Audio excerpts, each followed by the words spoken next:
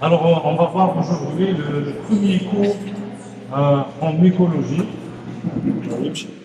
Le premier cours en mycologie, donc candidat et candidat. Le cours là en mycologie, il est très important. D'accord? Parce que les candidoses sont très fréquentes en pathologie humaine. Et elles sont dangereuses. Généralement, lorsqu'on retrouve un malade touché par candidose, donc généralement, si on ne traite pas le malade, il va mourir. Donc c'est très important et c'est très fréquent en pathologie humaine. Donc, c'est quoi les candidoses? Comme je vous avais dit, c'est du l'uvirose, donc qui sont dues à des petites levures de petite taille. Elles sont d'origine endogène ou exogène. Et généralement, le pouvoir pathogène de ces candidoses ne s'exprime que lorsque les facteurs favorisants sont présents. Parce que normalement, le candidat, il est là, il est présent chez les êtres humains, il n'est pas pathogène, il est saprophile. Et lorsqu'il y a des facteurs favorisants, il y a une modification des facteurs au niveau de la surface, par exemple, de la peau de l'homme, il y aura une pathogénicité de cette levure. Donc il y a des candidoses localisées, donc c'est les formes les plus fréquentes, elles touchent la peau et les muqueuses. Il y a les formes invasives, donc ce sont des formes graves et mortelles. Le diagnostic se fait par la biologie, par des arguments biologiques, et généralement cette parasitose, cette levurose est apparue lors de l'apparition du sida.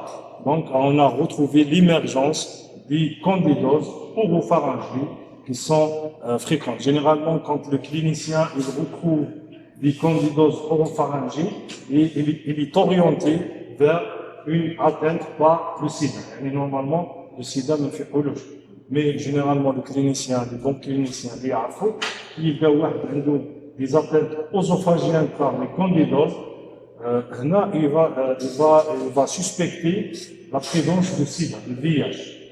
D'accord? Parce que généralement, le VIH, il est silencieux. Généralement, le malade il ne se rend pas compte pendant des années. Et l'apparition de ce signe clinique, il oriente le clinicien à demander une sérologie VIH. D'accord? Généralement, les candidoses, comme je vous avais dit, il y a des candidoses superficielles et des candidoses profondes. Pour les candidoses superficielles, donc elles sont très fréquentes et heureusement elles sont bénignes. Pour les candidoses superficielles, elles peuvent toucher la muqueuse, la peau et les ongles. Et il y a les candidoses profondes, elles peuvent toucher les organes et les tissus profonds et généralement elles sont graves, surtout sur du terrain particulier avec présence de facteurs favorisants. Donc c'est pourquoi on la considère comme une infection opportuniste. C'est ça l'infection opportuniste, elle survient sur un terrain particulier. Donc normalement l'infection opportuniste, ça veut dire lorsqu'il y aura lorsque l'immunité n'est pas touchée, donc le champignon s'atrophie et lorsqu'il y aura une immunodépression, il y aura une émergence, une apparition, une réactivation de ce champignon. Donc c'est pourquoi on appelle infection opportuniste. D'accord? C'est parmi les infections opportunistes. C'est la même chose pour les parasitoses opportunistes. Je connais. Je connais. Coccidiose, très bien. Zid. Leishmaniose, je veux leishmaniose. Viscérale, très bien. Zid. Toxoplasmose, très bien. Zid. Zid. Les amibes, oui. قريتهم؟ هكا شفتهم مع les amibes الآخرين non. Les amibes libres. Donc, les infections opportunistes. لازم تعرفوا. Et parmi les champignons opportunistes, il y a Candida. D'accord? Voilà, un cas par exemple, maintenant, une question, infection opportuniste. Comme parasite, est-ce qu'il s'agit bien d'une infection opportuniste ou bien non? D'accord? Parmi les infections opportunistes. Alors, la classification, donc le règne des champignons, la division des Ascomycotina, la classe des Ascomycètes, l'ordre des Saccharomycetales et le genre Candida. Donc dans le genre Candida, il y a plusieurs espèces. Donc il y a plus de 200 espèces, mais juste 35 espèces sont fréquentes chez l'homme. Par ordre de fréquence des croissants, on a les espèces suivantes. Candida albicans, donc c'est l'espèce la plus fréquente. Donc, qui dit Candida, généralement, on retrouve au niveau de notre laboratoire plus de 60% de Candida albicans isolés, surtout chez l'homme. Deuxième espèce la plus fréquente, c'est Candida glabrata. Normalement, elle est commensale du voie génito-urinaire et de l'intestin, mais lorsque les conditions sont favorables, elle devient pathogène. Il y a Candida tropicalis, généralement elle est responsable des septicémies. Il y a Candida parapsilosis, responsable des lésions cutanées, des ongles. Il y a Candida kéfir et les autres espèces. Par exemple, l'espèce Candida krusei qui est naturellement résistante à la molécule fluconazole. Les autres sont de moins en moins fréquentes. Morphologie, c'est quoi la candidose? Donc, c'est une lévirose, c'est une petite lévirose, comme vous voyez ici, qui mesure de 2 à 4 micromètres de diamètre. Donc, c'est un être unicellulaire, et généralement, elle va se multiplier par bourgeonnement. Comme tu vois maintenant, les images réelles, voilà, le schéma. Généralement, elle peut produire un pseudomycélium qui porte des blastospores. Donc la levure, elle va produire des pseudomycéliums et qui porte les blastospores. Donc c'est Candida, généralement le SP. Le mode de contamination. Comment l'homme se contamine par Candida albicans, par Candida. Donc, et la contamination, le premier mode de contamination, c'est la contamination endogène. Endogène, ça veut dire le même sujet, il s'auto-contamine. Il est contaminé là. D'accord? Le premier mode de contamination, c'est la cavité buccale ou bien le tube digestif, là où la levure se retrouve. Donc, c'est le site habituel de la levure. Ça profite. Il n'y a pas de la bouche tellement, mais elle ne pose pas de problème. Mais lorsque les conditions sont favorables pour elle et les conditions corporelles se modifient, là, la levure va profiter et elle va devenir pathogène et elle va engendrer des lésions. D'accord? Il y a aussi le site le plus fréquent chez les femmes, c'est le vagin, surtout chez les femmes enceintes.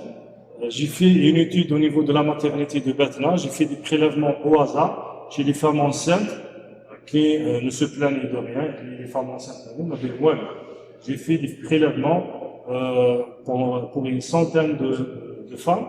J'ai retrouvé une prévalence très importante de candidose chez les femmes. Donc c'est pourquoi elle est très fréquente chez les femmes enceintes. Parce que généralement, comme chez la femme enceinte, l'immunité va diminuer. La femme normale, quand elle est enceinte, l'immunité va naturellement. C'est naturel. Chez la femme enceinte, elle est enceinte. Et c'est un phénomène naturel. Alors que c'est naturel. Et même l'immunité, elle diminue naturellement. D'accord? Et au niveau des voies urinaires. Il y a aussi la contamination mère-enfant et les voies sexuelles. Donc c'est une maladie à transmission sexuelle. Et il y a la voie extra-humaine. Donc là, à partir par exemple de l'air ou bien du matériel souillé au niveau des services à haut risque, surtout par exemple le poste de cathéter. Qui déroule le cathéter, là on peut introduire le champignon, la levure. D'accord? Les facteurs locaux. Donc, oui. C'est pas transplacentaire, non. Au moment de l'accouchement, par exemple. Les facteurs locaux, donc c'est des facteurs au niveau local, au niveau de la peau, par exemple. Il y a le premier facteur, c'est l'humidité et la macération. C'est pourquoi cette maladie, elle est fréquente chez les plongeurs et les gens qui travaillent dans les ménages. Donc, elle est très fréquente. Donc, c'est parmi les maladies des plongeurs. À considérer parce que généralement les plongeurs ils plongent pendant plusieurs minutes et là les conditions sont favorables pour le développement de cette levure. D'accord. Il y a aussi la maladie elle est fréquente chez les bébés, chez les enfants. Pourquoi? Parce que on utilise les couches, donc c'est une occlusion très rigoureuse pendant des périodes importantes. Là,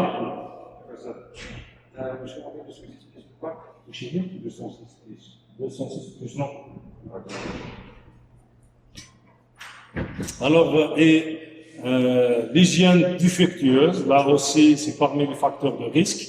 Il y a la localisation, elle est fréquente au niveau des plaies. Les plaies, donc, nous allons la voir. D'accord. Pour les facteurs aussi, les autres facteurs favorisants, il y a la modification du pH cutané. Donc là, comment le pH cutané se modifie? Généralement, l'utilisation d'un savon acide, surtout pour les femmes, si elles utilisent de façon répétée le savon acide, là, c'est un facteur de risque de développement de cette lévurose. Il y a aussi la solution antiseptique sur la peau ou bien sur les muqueuses, surtout chez les femmes. Et le contact avec un milieu riche en sucre, surtout chez les pâtissiers, parce qu'ils manipulent beaucoup les pâtes sucrées. C'est pourquoi c'est un facteur qui favorise le développement de cette lévurose qui est généralement malade, généralement, s'il s'agit d'un homme, généralement ils font les pâtisseries, ou les femmes ils font les gâteaux. هذا لا يعني ما تخدموش لي gâteaux. خدموا les gâteaux déjà جاي العيد. Mais parmi les facteurs, c'est pas fréquent, vraiment fréquent. Une femme, la candidose elle est riche, mais on peut la retrouver. Il y a les facteurs généraux. Les facteurs physiologiques, donc les deux extrémités, donc les enfants et les sujets âgés. Donc là, les mucoses buccales sont fréquentes chez les deux extrémités d'âge, les petits bébés et les sujets âgés. La grossesse aussi, on peut retrouver des candidoses vaginales fréquentes. Et aussi la ménopause. Les facteurs favorisants pathologiques, il y a le diabète. On a retrouvé que cette pathologie elle est très fréquente chez les diabétiques. Aussi les hypo- et les hyperthyroïdies, les sidiens, la tuberculose, donc les sujets atteints de tuberculose, et aussi chez les sujets atteints de maladies malignes, à savoir les cancers, les leucémies et les lymphomes. Il y a les facteurs iatrogènes, donc iatrogènes ça veut dire surtout les antibiotiques, les médicaments cytotoxiques, les corticostéroïdes, donc les corticoïdes, et la chimiothérapie. Et aussi les agressions chirurgicales lors des transplantations d'organes ou bien la pose de sondes, par exemple une sonde urinaire pendant une longue période, ça peut poser un problème chez ces patients.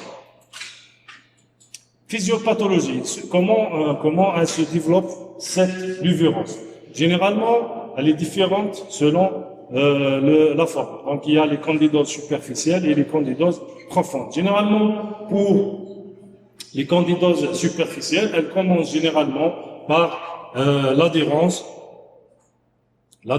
aux cellules épithéliales et la levure va se multiplier lorsque les conditions toujours sont favorables, et les machines se multiplient à l'époque, mais lorsqu'il y aura des conditions favorables, les conditions favorables, c'est ce que on a dit auparavant, les facteurs ad hoc, là, la levure, elle va commencer à se multiplier et elle va se filamenter. La levure, elle va filamenter, elle va émettre des filaments. Donc c'est ça la pathogénicité taha, elle va émettre des filaments et qui sont à l'origine des lésions cutanées inflammatoires au niveau de la peau. D'accord? Il y a la filamentation de la levure qui est responsable de cette atteinte. Pour les candidoses profondes, généralement la levure se retrouve par exemple au niveau du tube digestif, ça profite, elle est commensale, il n'y a pas de problème. Lorsque les conditions vont se modifier et elles vont être favorables, par exemple l'antibiothérapie à large spectre ou bien une chirurgie digestive par exemple, importante, là la colonisation va commencer par des modifications écologiques et la multiplication de candidats. La candidate va se multiplier et il y a des milliers de levures, elles vont former un biofilm. Donc la levure, elle va émettre des bourgeonnements et elle va former le biofilm. Le biofilm, là, on a monté à fond. C'est une couche blanchâtre, des levures à vous qui dérobent. Donc elles vont se multiplier et ils vont se développer, ils vont former le biofilm. Le biofilm là, il est très important pour la protection contre les agressions immunitaires et contre donc c'est très important, donc c'est un mécanisme que la levure va se développer pour sa protection. Donc généralement, la levure, elle va commencer sa multiplication et elle va disséminer par voie sanguine et adhère aux différents tissus de l'organisme et elle va se filamenter et cette filamentation est responsable de différentes lésions, à savoir la localisation. Cliniquement. Donc, cliniquement, comment elles se manifestent les candidoses? Généralement, on commence par les candidoses superficielles. La première lésion des candidoses superficielles, c'est les candidoses des muqueuses.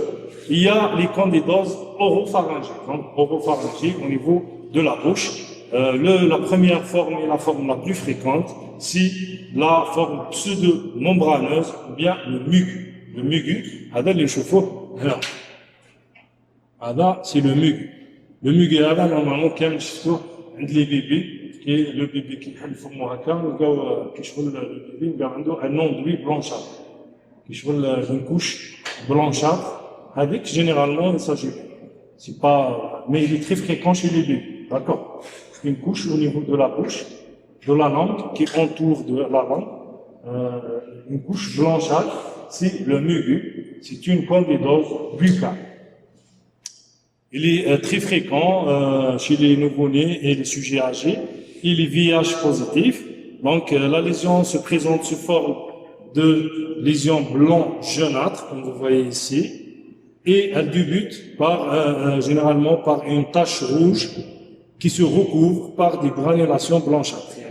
Qui la couche blanchâtre, qui n'est pas un cablicouvion, le laboratoire, qui n'est pas une couche rouge. Donc la tache rouge, c'est très caractéristique de mugu. La deuxième forme aussi, c'est la forme érythémateuse atrophique, donc au niveau du palais ou bien de la langue. Donc comme vous voyez ici, c'est une lésion au niveau de la langue. Et il y a des candidoses hyperplasiques ou pseudo-tumorales, c'est très caractéristique aussi, donc c'est des lésions qu'on dérive du tumeur au niveau de la bouche, de la muqueuse jugale, de la langue. Généralement, elle se traduit par des lésions blanchâtres, donc c'est des tumefactions, comme tu fais. On dirait du tumeur. Non, il suspecte des tumeurs de la langue, mais il peut s'agir de candidose. D'accord? La perlèche. La perlèche aussi, c'est une lésion au niveau c'est une inflammation des commissures labiales. Des commissures labiales qui sont fréquentes et réalisent des commissures et fissures humides, érythémateuses, squameuses, croûteuses, souvent bilatérales. Normalement, qui sont atteints par cette lésion. Donc des lésions, non.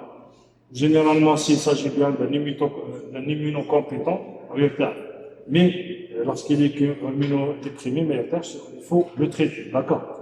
Peut-être d'accord. Les candidoses digestifs. Les candidoses digestifs, donc l'œsophage, c'est l'organe le plus touché et elle peut toucher tout le tube digestif, donc de l'estomac jusqu'au côlon.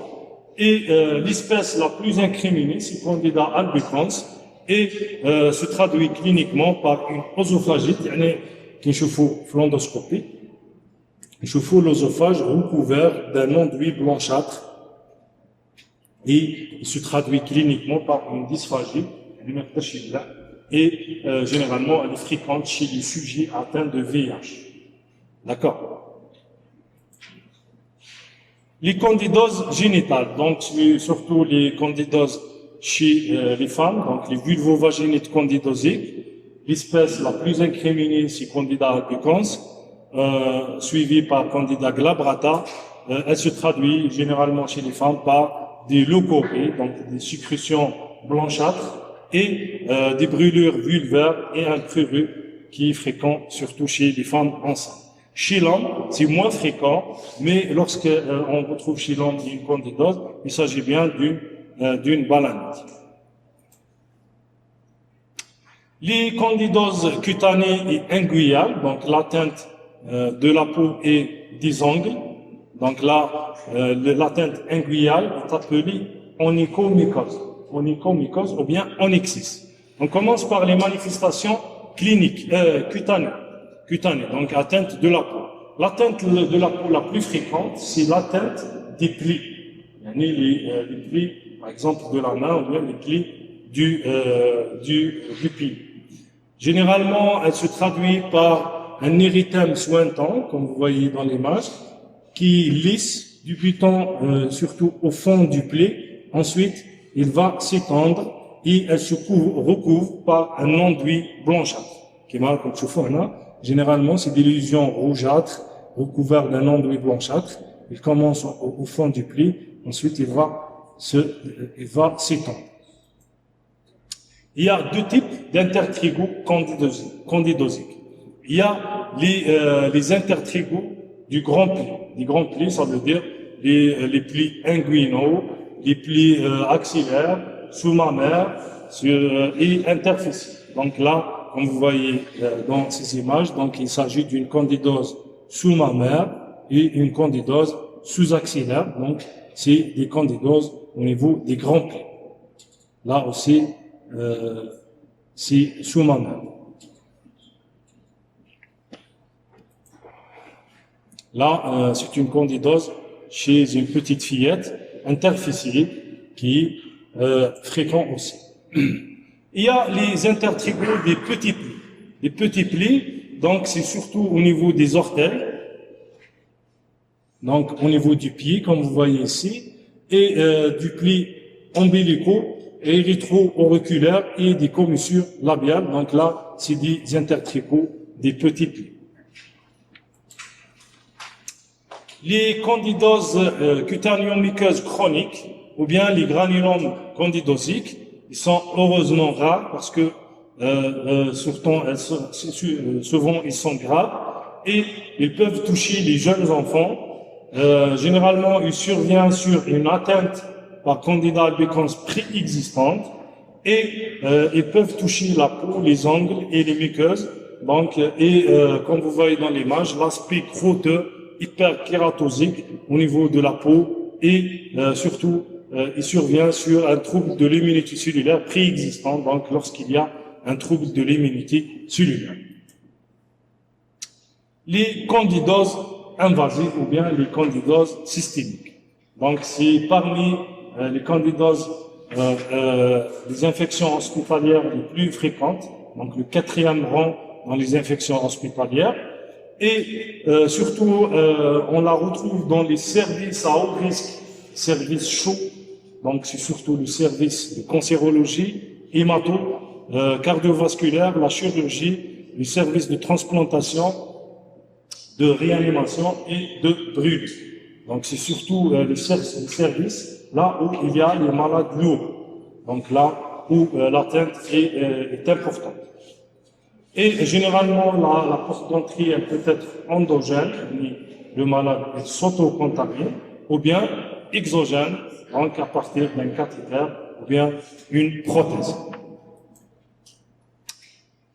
Généralement, pour les candidoses systémiques, on retrouve les candidoses disséminées, les candidoses profondes et les septicémies à candida. Donc, pour les candidoses disséminées, donc il s'agit bien d'une septicémie à candida avec atteinte d'au moins 2 organes. Donc, s'il y a une atteinte de 2 organes, on parle d'une candidose disséminée. Une candidose profonde, c'est une atteinte d'un seul site stérile avec ou sans septicémie à candida. Pour la septicémie à candida, donc c'est une atteinte importante, multiviscérale, donc c'est une atteinte non spécifique avec fièvre, une altération de l'état général, donc c'est une altération c'est une septicémie, atteinte multiviscérale. Les candidoses viscérales qu'on peut retrouver, il y a les candidoses hépatospléniques. Donc, généralement, on les retrouve chez les patients leucémiques, se traduit par une hépatomégalie, splénomégalie, une fièvre.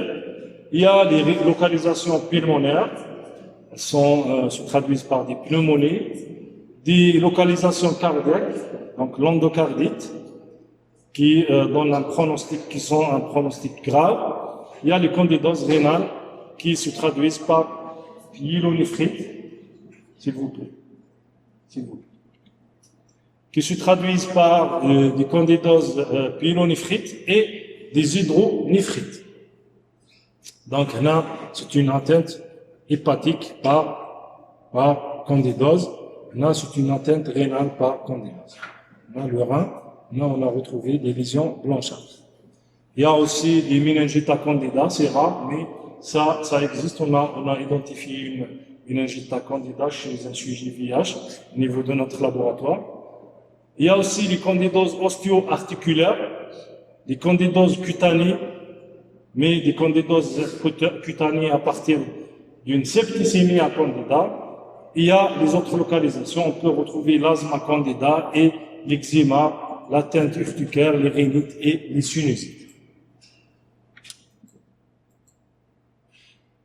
Le diagnostic. Comment on fait le diagnostic au niveau du laboratoire? Donc, avant de faire le diagnostic, on doit faire le prélèvement. Le prélèvement se fait sur un récipient stérile.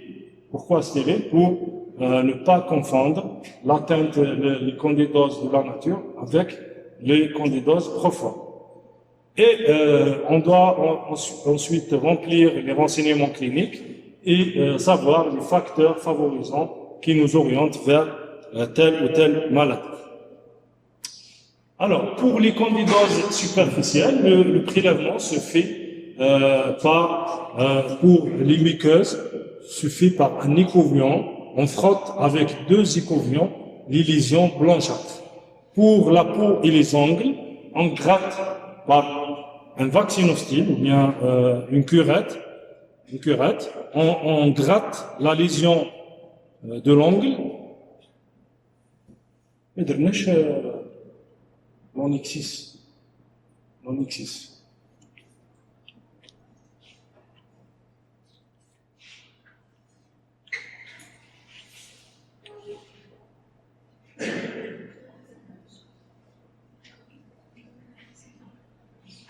Non.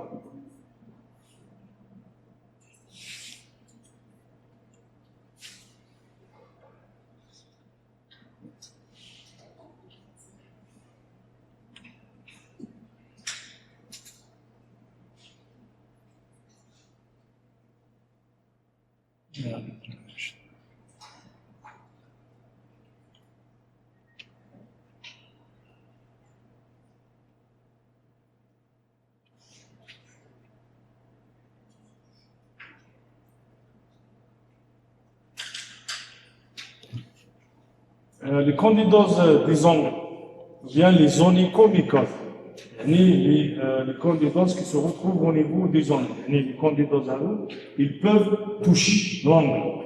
Si parmi les candidoses les plus fréquentes, elles touchent les ongles de la main, plus que les ongles du pied. Et plus fréquemment les ongles de la main, plus fréquents que les ongles du pied.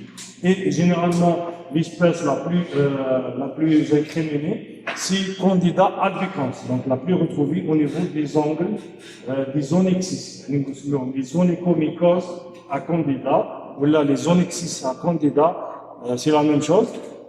Ils sont plus fréquents au niveau des ongles de la main que les ongles du pied. Candida albicans, c'est l'espèce la plus fréquente dans les candidoses. Et généralement, l'atteinte elle est proximale, c'est pas distale. يعني كي نلقاو لونغ نلقاو l'atteinte elle est proximale, ما تبداش من la partie distale, ما تبداش من الشوكة. L'atteinte تبدا من الوسط, proximale. Et généralement, elle est associée dans les candidoses, dans les onychomycoses candidosiques, elle est associée à un périonyxis. Périonyxis, c'est une inflammation autour de l'ongle. Donc généralement, c'est parmi les localisations de Candida albicans, c'est les ongles de la main. D'accord? Si tu m'as dit que mais كاينه في الكون.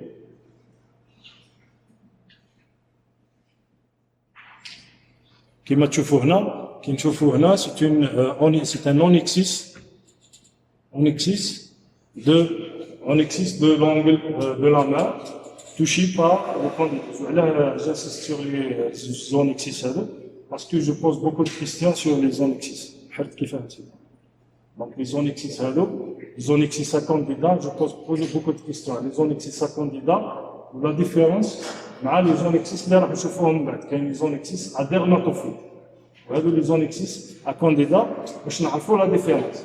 هذوما عندهم l'atteinte elle est proximale avec un périonyxis et l'atteinte proximale. D'accord? Ils sont plus fréquents au niveau de la main qu'au niveau du pied. الآخرين دوك نشوفوهم c'est quoi. وهنا كما تشوفوا هنا كاين le périonyxis associé. كاين inflammation autour de l'ongle. Donc on fait le prélèvement en grattant l'ongle et on fait le prélèvement de périonyxis par une pression et on récupère la sérosité par un écouvillon et on fait généralement un examen direct. Généralement on ajoute quelques gouttes de l'eau physiologique et on peut ajouter un éclaircissant. L'éclaircissant là, c'est la solution de potasse à 30% ou bien le noir chlorazole et on observe au microscope. Qu'est-ce qu'on va observer? On observe des levures arrondies ou ovalaires, donc de 4 à 8 micromètres de diamètre. C'est des petites levures unicellulaires et généralement on voit des bourgeonnements qui marquent comme chauffeur. Donc une levure avec un bourgeonnement, levure bourgeonne. La culture. Donc la culture, on dira sur le milieu saboureux plus un antibiotique. L'antibiotique là, chloramphénicol ou bien la gentamicine. Et on fait une deuxième culture avec saboureux, chloramphénicol plus antibiotique bien sûr, et l'actidium. Donc on fait deux types. Un saboureux chloramphénicol et le deuxième type saboureux chloramphénicol actidium. L'actidium c'est quoi? Il permet de différencier certaines espèces de candida, par exemple Candida albicans et kéfir, elles poussent en présence de l'actidium, alors que Candida tropicalis ne pousse pas, et aussi il permet l'actidium, il permet d'éliminer la poussée des moisissures. يعني باش نحيو لي moisissures نديرو l'actidium. ولا نزيدو l'antibiotique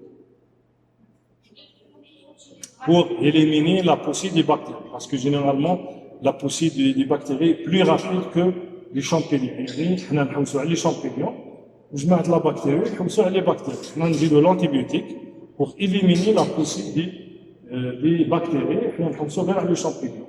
Donc c'est pourquoi on ajoute un antibiotique. D'accord?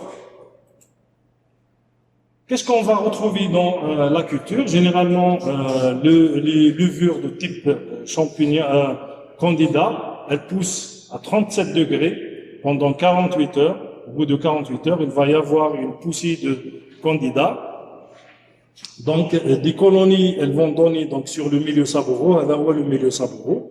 On va retrouver des colonies blanc crème qui marquent des colonies blanc crème sur le milieu de culture saboureux. plus chloramphénicol. L'identification, l'identification des espèces. Vu que l'espèce la plus fréquente, c'est Candida albicans. Donc, il y a plusieurs techniques qui permettent d'identifier surtout Candida albicans. Et parmi ces techniques qui permettent d'identifier Candida albicans, il y a la culture ou bien le repiquage de la culture sur le milieu PCB. PCB, ça veut dire pomme de terre, carotte, billes.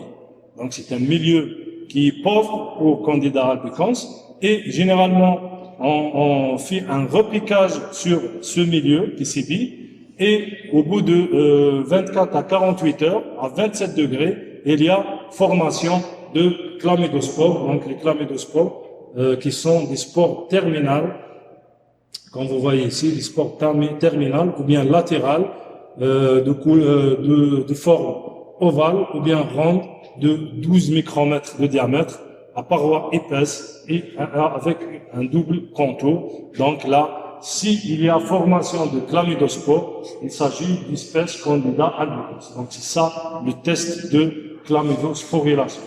Avec le test de chlamydosporulation, c'est pour l'identification de Candida albicans. Le rice cream. Rice cream, donc c'est la même chose à peu près. On fait le repiquage de la culture sur le milieu rice cream, qui est un milieu pauvre. Au bout de 24 à 48 heures à 27 degrés, il y a formation de chlamydospores ou bien de pseudomycélium au bout de 24 heures, 48 heures. S'il y a formation de chlamydospores, il s'agit de Candida albicans aussi. Donc s'il y a des chlamydospores, c'est Candida albicans. Le test de filamentation sur le sérum, donc c'est le test de blast test, il permet aussi l'identification de Candida albicans. Donc il est basé sur la rapide germination de la levure Candida albicans et avec la formation de tubes digestifs dans le sérum. Donc on récupère quelques gouttes de suspension de levure, on la met sur le sérum humain. Au bout de 4 heures, on observe au microscope et on va observer des levures avec des bourgeonnements. Donc, si on retrouve des levures avec bourgeonnements, il s'agit bien de Candida albicans. C'est le test de blast test. Il y a 3 tests. D'accord? Donc, on a l'identification de Candida albicans. On a les tests négatifs. Donc, il s'agit d'autres espèces. L'identification des autres espèces, il y a plusieurs mécanismes. Il y a la sensibilité à l'actidium, certaines espèces qui ne poussent pas en présence d'actidium. Il y a aussi l'oxanogramme du carbone, donc c'est l'utilisation de sucre par la levure qui va les disques de sucre à l'eau. On a la levure le milieu de culture. La levure, elle a utilisé le sucre. Elle n'a pas utilisé le sucre. D'accord? Donc, c'est sur des critères morphologiques. Il y a aussi le zymogramme, c'est l'étude de la fermentation des sucres. Donc, on déroule la suspension avec des sucres spécifiques et on fait l'identification. Il y a l'oxacolore, c'est l'oxanogramme colorimétrique.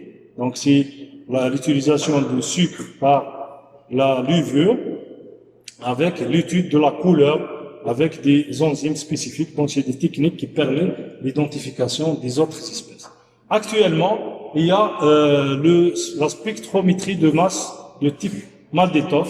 Donc, elle permet de connaître les différentes espèces plus rapidement et fiablement, donc sur des techniques Maldetov. Pour les candidoses systémiques, qu'est-ce qu'on fait pour le diagnostic? Donc, on fait l'hémoculture, donc ça veut dire la culture du sang sur le milieu castinida et le milieu saboureux liquide. Au bout de 48 heures, 3 jours, on va observer et on va retrouver des levures bourgeonnantes. Pour les prélèvements périphériques, généralement, surtout pour les sujets à risque, on fait des prélèvements sur des parties périphériques. On fait des prélèvements au niveau de la bouche, des expectorations, des selles, des urines. Donc là, on fait la recherche, on fait l'examen direct et la culture. Aussi, on fait la recherche de l'antigène circulant, donc la recherche de l'antigène manane ou bien de l'antigène B13 bêta-glucane, diglycane, donc spécifique de Candida qui est présent dans les différents prélèvements. Le diagnostic indirect. Le diagnostic indirect, c'est difficile. Pourquoi difficile? Donc parce que l'interprétation est difficile. C'est surtout parce que cette atteinte fongique, elle est fréquente chez les sujets immunodéprimés. Donc c'est pourquoi c'est difficile d'interpréter. Les anticorps, قد يكونوا هابطين قد يكونوا donc c'est difficile d'interpréter. كما الصباح on a fait le diagnostic de candidose sérologique, sérologique de candidose chez un Syrien. On a retrouvé le taux des anticorps, on le retrouve dans la partie douteuse. Il s'agit bien d'une infection, là non, c'est une interprétation difficile. Donc c'est surtout la clinique, l'examen direct et la culture qui nous orientent, ou bien directement la recherche de l'antigène, parce que il y a des techniques qui permettent la recherche de l'antigène. Malheureusement, on a les techniques, on a la recherche des anticorps. Et aussi l'examen anatomopathologique, donc dans le laboratoire spécialisé. Et si on peut identifier la levure, on peut faire l'antifongigramme, donc ça veut dire qu'il y a l'antibiogramme, c'est l'antifongigramme. C'est l'étude de la sensibilité de la levure aux différents antifongiques. Le traitement. Le traitement pour les candidoses superficielles. Voilà, donne le traitement, hein, parce que c'est pas tout mal à la les traitements, mais les traitements, donc pour les antifongiques, qui m'a les candidoses cutanéennes, là, c'est un faux. Non, le traitement, le cours il est complet. Le cours de candidose, vérifier le traitement, voilà le traitement, même les actualités du traitement, d'accord? Le traitement des candidoses cutanées. J'ai comme un malade, il dit comme voilà, il y a des lésions candidoses au niveau du pied, du pli interdigital. Le traitement généralement se fait par un traitement local, par des imidazolés, les polyènes, les cyclopyroxolamines pendant 2 à 4 semaines, généralement traité en 15 jours. Une photo, le char. Le traitement le plus utilisé, c'est le ketoconazole, qui m'a une crème à 2%. On fait une application x2 par semaine. Donc c'est ça le traitement des candidoses cutanées. Pour les candidoses des ongles, ou bien des onyxis candidosiques. Généralement, c'est l'application des antifongiques ou bien de solutions filmogènes, utilisation des imidazolés ou bien des cyclopyroxolamines ou bien des amorphines et jusqu'à la repousse saine de l'ongle. Généralement, au bout de 2-3 mois pour les ongles de la main et 6 mois au niveau des ongles du pied. Pour les candidoses génitales, c'est le traitement par des azolés, c'est surtout les azolés sous forme d'ovules, ou bien de gel vaginal, surtout pour les femmes, et on donne une ovule pendant 3 jours. Pour les candidoses oropharyngées, c'est l'utilisation des antifongiques locaux, la nystatine surtout, l'amphotericine B sur roue, ou bien le miconazole. Actuellement, les 3 molécules sont disponibles en Algérie. L'amphotericine B, je ne sais pas, mais les 2 autres sont disponibles. La nystatine et le miconazole sont disponibles à raison d'une application pendant 10 à 15 jours. On fait des bains de bouche par des antiseptiques et le bicarbonate de soude. Chez les immunodéprimés, on doit donner un traitement local, sinon on associe un traitement par voie générale, on donne le fluconazole à raison de 100 à 200 mg par jour si le traitement local ne donne pas de résultat. Pour les candidoses systémiques, généralement on traite pendant 15 jours après la dernière hémoculture positive. Donc on doit refaire les hémocultures. Généralement on donne l'amphotericine B si la levure est identifiée, le traitement est adapté, donc on donne l'amphotericine B ou bien le voriconazole, la posaconazole, retrouvent leur indication. La prophylaxie. Comment prévenir les atteintes par les candidoses? La première des choses, c'est l'arrêt du tabac et de l'alcool. L'hygiène bucco-dentaire. Les bains de bouche, c'est l'utilisation des, par exemple, normalement les bains de bouche, c'est un femme. Donc, ce qui m'a semblé, c'est des bains de bouche, c'est des excellents antifongiques qu'on peut utiliser pendant des périodes par exemple, les périodes de stress. Mise en état dentaire pour les carrés dentaires et le détartrage pour éviter les atteintes buccales.